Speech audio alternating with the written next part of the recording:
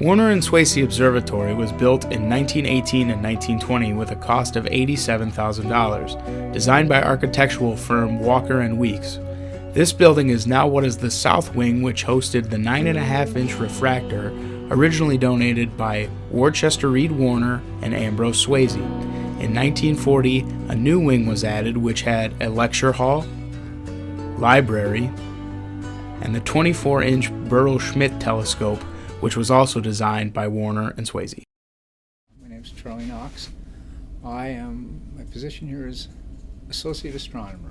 At Taylor Road, which we acquired in 1919 when Warner and Swasey gave it to us, the first telescope was the 9.5-inch refractor, which is now mounted on the top of A.W. Smith Building. The second telescope was the Burrell-Schmidt, which was added in 1941 along with the new addition. And the third was the Cassegrain 36-inch, which was added after the Burrell moved to Montville, Ohio. John Nassau was the original curator of the observatory. Although the original telescope was intended for stargazing and classroom teaching, he conducted research on the position of celestial bodies using the Burrell-Schmidt telescope and used the equipment such as transits, pendulum clocks, and spectroscopes. One of the instruments we have that dates from when Warner and Swasey gave the 9.5-inch refractor to Case is a prism spectroscope.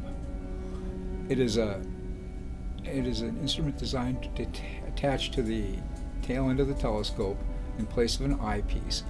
It focuses the light of a star, and it has to be a pretty bright star.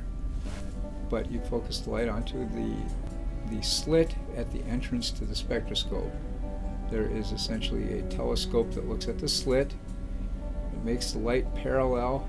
It runs it through a prism, and then it focuses it again at the other end, and you look at an image of the spectrum of the star. And you can see the features in some cases that are where it's brighter or darker. Those are absorption or emission. Mostly absorption. The telescopes used at the observatory kept changing and evolving to suit the needs of the scientists. At first, the location was used primarily for teaching and little research, but as Case grew, they needed a better telescope, which is the Schmidt telescope. Light pollution from Cleveland became an issue, and the 36-inch Cassegrain telescope that replaced Schmidt was decommissioned in 1980, and the site became unsuitable for scientific research. The building sat abandoned for many years, until in 2005, Nair Almadi bought the building to turn it into a residence. This never happened since he was convicted of mortgage fraud and was sent to prison in 2007. The building has since been condemned.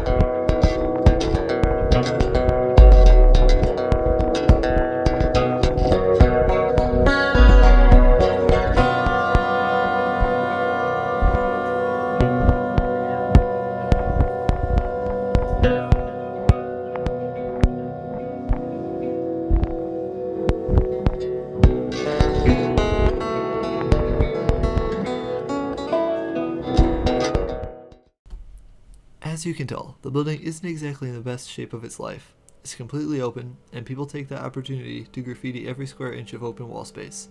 It's structurally sound, but plaster is falling off the walls and ceiling. Debris litters the floor. There's not much left of its former glory except for the support column and the main dome, and the zodiac signs engraved in a floor plate.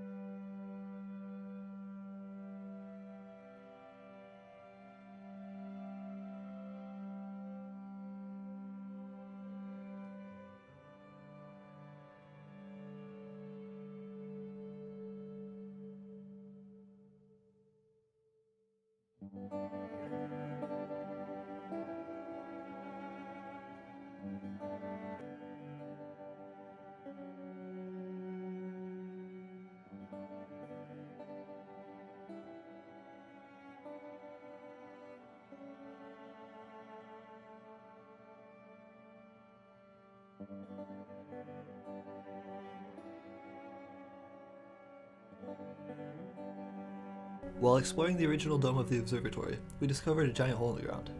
I have no idea what this hole could be, so we decided to ask Mr. Knox about it. When you build an observatory, you want to not disturb your telescope. So in the Taylor Road Observatory and the one in Montville and the one out at Kitt Peak, the floor that you walk around on is disconnected from the piers that the telescopes sit on. There's actually an airspace between the big concrete piers that hold the telescopes up and the floor that is the building. And that was there so that you could walk around without wiggling the telescope.